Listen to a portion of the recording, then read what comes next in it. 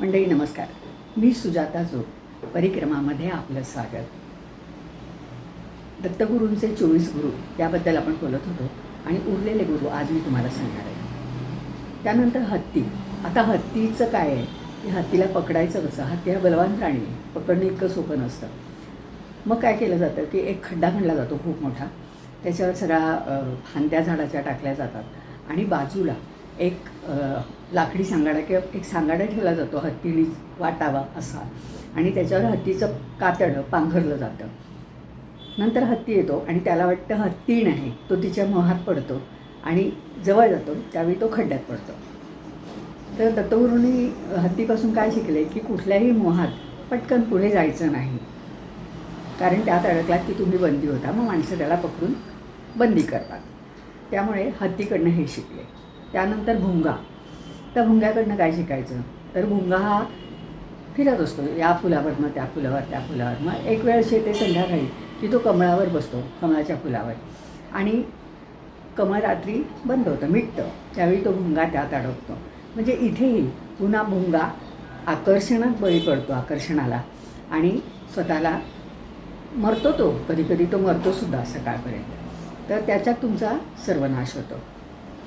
त्यामुळे ते करायचं नाही. भुंग्यापासून आणखी एक गोष्ट ते शिकायला सांगतात की भुंगा जसा फुलाफुलांवर फिरतो तसं तुम्ही खूप फिरा, वेगवेगळी शास्त्र अभ्यासा, त्यातलं रहस्य जाणून घ्या, एका जागी थांबू नका. हे सुद्धा भुंग्याकडनं, म्हणजे एक घ्यायचं नाही आणि एक घ्यायचं असं गुरु सांगतात. त्यानंतर शरकार. शरकार म्हणजे बाण तयार करणारा माणूस. तो काय करत असतो? एक बाण करणारा माणूस बाण तयार करत बसलेला असतो. त्याच्या बाजूने राजाची पालखी जाते, मिरवणूक जाते. त्याचं काही लक्ष नसतं, तो आपल्या कामामध्ये अगदी घडून गेलेला असतो. थोड्या वेळाने तो काम करतच असतो. थोड्या वेळाने बाजूने एक माणूस येतो आणि त्याला विचारतो की अहो आता इथनं राजाची पालखी गेली का, मिरवणूक गेली का? तो म्हणतो नाही, मला माहीत नाही, माझं लक्ष नव्हतं.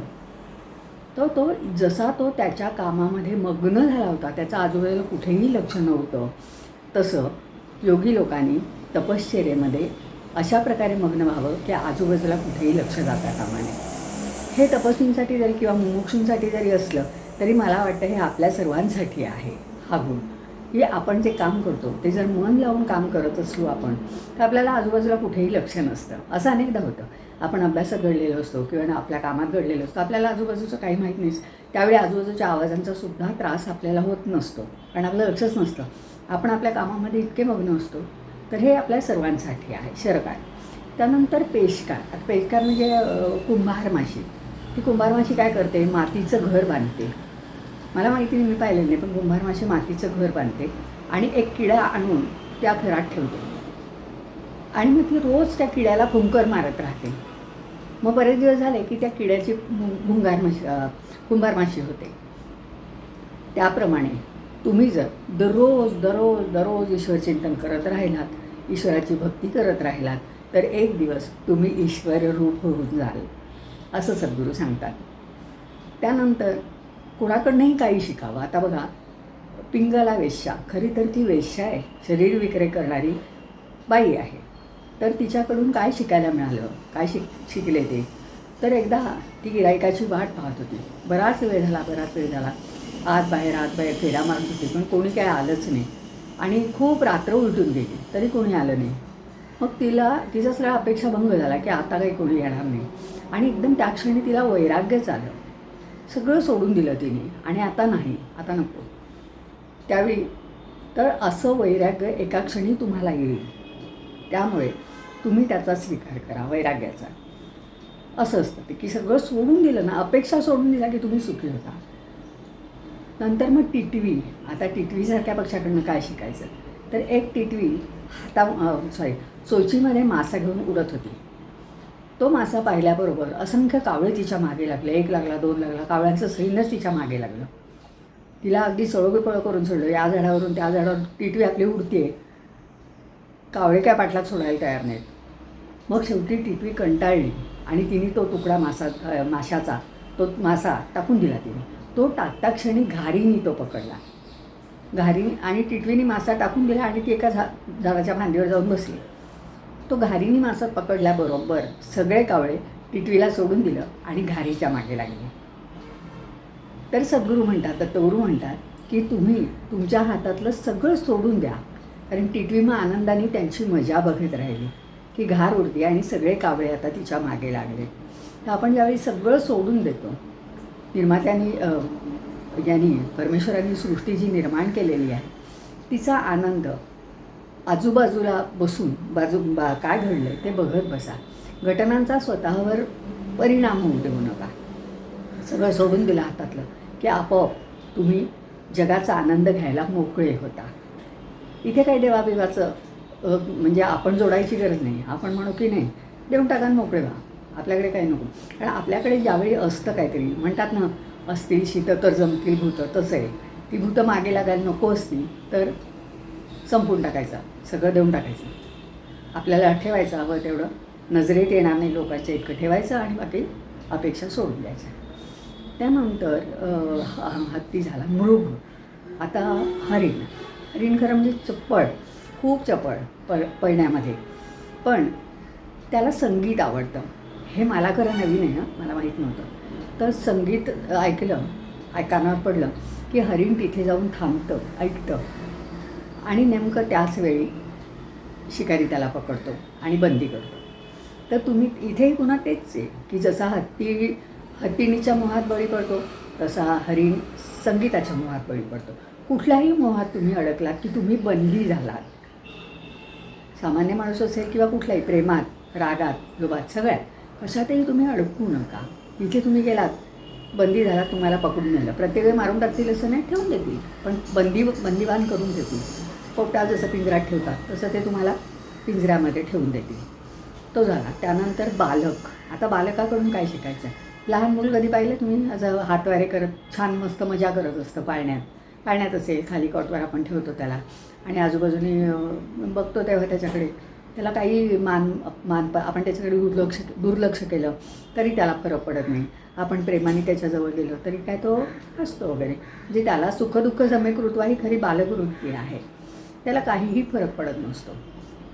त्याप्रमाणे आपण बालकासारखं राहिलं पाहिजे. कसलंही राग, लोभ, कोणाविषयी अपमान हे सगळं काही आपण लावून घ्यायचं नाही स्वतःला.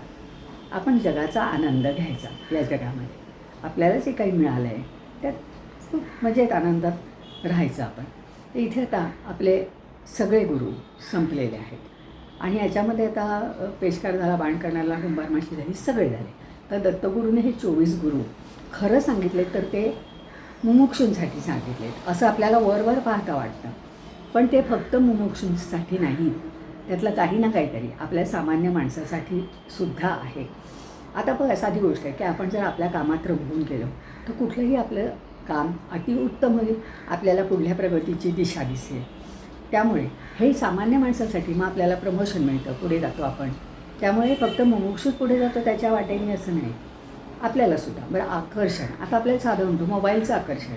आपण आकर्षणात कुठे गुंततो? आपण दर 2-4 मिनिटांमध्ये, मी एक वाचलं होतं, दर 3 मिनिटांनी माणूस व्हॉट्सॲप चेक करतो. एका ठिकाणी सर्वेमध्ये आलं होतं, खरं कुठेही शोधाने. मी स्वतः पण 15-20 मिनिटांनी बघत असते, अर्ध्या तासांनी, 1 तासांनी, पण बघावा असा वाटतो. हे सुद्धा आकर्षण आहे. त्याच्यामध्ये आपल्या कामाची लिंक तुटते. त्यामुळे सद्गुरू म्हणतात की तुम्ही ह्याच्यामध्ये कुठल्याही याच्यामध्ये गुंतू नका. तर हे फक्त मुमुक्षूंसाठी नाही, हे आपल्या सगळ्यांसाठी आहे, हे सगळ्या समाजासाठी आहे. आणि दुसरी गोष्ट म्हणजे आणखी एक याच्यातला खूप महत्त्वाचा भाग आहे की लोभ करू नका. कुठल्याही गोष्टीचा लोभ ठेवू नका. टिटवीसारखं की टाकून दिला मासा मोकळं झालं, लोभ नको त्याचा, आपल्याजवळ ठेवू नका, देत राहा लोकांना. अशा प्रकारे दत्तगुरूंनी जे काही मुमुक्षूंसाठी सांगितलं आहे ते आपल्या सगळ्यांसाठी सुद्धा सांगितलेलं आहे.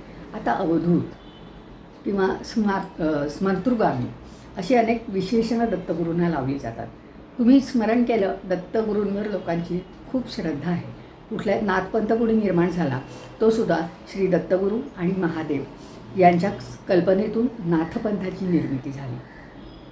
ते सुद्धा विरक्तच असतात. खांद्यावर झोळी. झोळीचा अर्थ काय? तर झोळी अशासाठी की वेळ पडली तर आपला मान वगैरे टाकून द्यायचा, इगो प्रॉब्लेम नाही, झोळी पसरायची लोकांसमोर आणि मागायचं. आणि दुसरा आपल्या झोळीमध्ये काही जमलेलं असेल, कोणी याचकाला झोळी उघडायची, त्यातल्या लोकांना देऊन टाकायचं. ही वाक्य मी अनेकदा माझ्या वडिलांकडून ऐकलेली आहेत की गरिबीची भीती बाळगू नको. मागून घे लोकांकडनं, लाजायची काही गरज नाही. मागायचं, द्यायचं, साधी सोपी गोष्ट आहे. त्यात इगो प्रॉब्लेम कसला. तर दत्तगुरूंच्या एकूण अवतारातनं खूप गोष्टी शिकण्यासारख्या आहेत. आपल्याकडे सिद्धी नसेल, सिद्धी नाही आहेत आपल्याकडे आणि असायची गरज नाही आहे, पण चांगल्या गुणांमुळे आपण उत्तम आयुष्य जगण्यासाठी स्वतःला सिद्ध करू शकतो वेगवेगळ्या क्षेत्रांमध्ये. तर दत्तगुरूंच्या सगळ्या 24 गुरूंमधनं आपल्याला प्रत्येकाला काही ना काहीतरी बोध मिळतो. कुठल्याही बाबतीतला असेल, आकर्षण असेल, जीवाच्या भयाने पळून न जाता धाडसाने तोंड देणं, सुखदुःख समीकृत्वा हे बघत राहणं, काय एवढे वेळ खंबीर राहणं जगामध्ये, हे सगळ्या गोष्टी आपल्याला श्री दत्तगुरूंच्या गुरूंकडनं. त्याने आणि उपगुरू पण केलेले आहेत. त्यातले 2 म्हणजे वृक्ष, मला 2च आठवत आहेत. वृक्षाकडनंही ते काही गोष्टी शिकले. त्यानंतर आणखी एक त्यांनी गुरु केला आहे तो म्हणजे पर्वत. तर हे असे उपगुरू पण त्यांनी केलेले आहेत. थोडक्यात सांगायचं तर प्रत्येक गोष्टीकडे आपण म्हणतो चांगले आणि वाईट दोन्ही गुण असतात. जे काही आपल्याला मिळेल ते मधमाशीप्रमाणे आपण ग्रहण करायचं. त्यातलं चांगलं निवडून निके म्हणतात ना, तसं निवडून घ्यायचं स्वतःसाठी आणि त्याचा व्यवहारात जगताना उपयोग करायचा. तर आज इथे हा भाग आपला 3रा भाग होता, हा दत्तगुरूंचे गुरु. आज मी तो इथे संपवते आणि इथे थांबते. पुढल्या वेळी मी पुन्हा नवा विषय घेऊन आपल्याला भेटेल. धन्यवाद.